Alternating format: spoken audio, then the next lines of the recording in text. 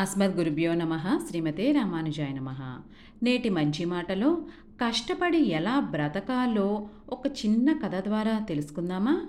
ఒక ఆయనకు నలుగురు కొడుకులు. వాళ్ళు ఏ పని చెయ్యకుండా తండ్రి సంపాదిస్తే కూర్చుని తినేవారు. ఒకరోజు తండ్రి చనిపోతూ వాళ్ళకి ఒక చిన్న పెట్టి ఇచ్చి తాను చనిపోయాక తీసి చూడమన్నాడు. వాళ్ళు ఎంతో ఆతృతగా ఆ పెట్టి తెరిచి చూడగా అందులో ఒక కాగితం కనపడింది. ఆ కాగితంలో 4 వాక్యాలు రాసి ఉన్నాయి. అవేమిటంటే, అప్పు ఇచ్చి తిరిగి అడగద్దు, విత్తునాటి పందిరి వెయ్యకు, అమ్మకు అన్నం పెట్టకు, కరువు కాటకాలు వచ్చినప్పుడు నీ ఇంటిని నువ్వే త్రవ్వేసుకో అని వ్రాసి ఉంది. తండ్రి రాసిన వాక్యాలకు ఏదో అర్థం ఉండే ఉంటుందని వాళ్ళు నలుగురు ఎంతోమంది పండితుల దగ్గరికి వెళ్ళి వాటి అర్థం చెప్పమని అడిగారు. ప్రతివాళ్ళు అవి ఏవో పిచ్చి వ్రాతలని, ఎవరైనా తల్లికి అన్నం పెట్టద్దంటారా, వెళ్ళండి వెళ్ళండి అన్నారు. కానీ పిల్లలు వదలకుండా ఇంకొక మంచి పండితుని సంప్రదించగా ఆయన బాగా ఆలోచించి ఇలా చెప్పారు: మీ తండ్రి చాలా తెలివైనవారు.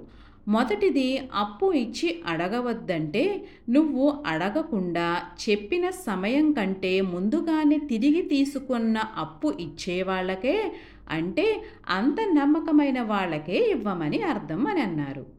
విత్తు నాటి పందిరి వేయకు అంటే ముందు పందిరి వేసి తర్వాత విత్తు నాటమని, లేకపోతే మొక్కలు వచ్చేసి నువ్వు పందిరి వేయడం మర్చిపోతే ఆ తీగలు అడ్డదిడ్డంగా పాకేసి సరిగ్గా కాయలు కాయవని అర్థం అని చెప్పారు. అమ్మకు అన్నం పెట్టానని ఎప్పుడూ అనకూడదు. అమ్మ చేతి అన్నం తిన్నాను అనాలి. నిన్ను కని పెంచి నిన్ను ఇంత వాణ్ణి చేసిన తల్లికి నేను అన్నం పెట్టాను అనడం మహాపాపం.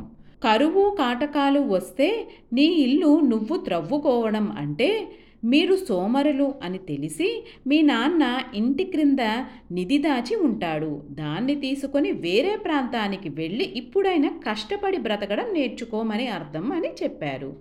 ఈ మాటలు విన్న నలుగురు సిగ్గుపడి అప్పటి నుండి కష్టపడి బ్రతకడం నేర్చుకున్నారు.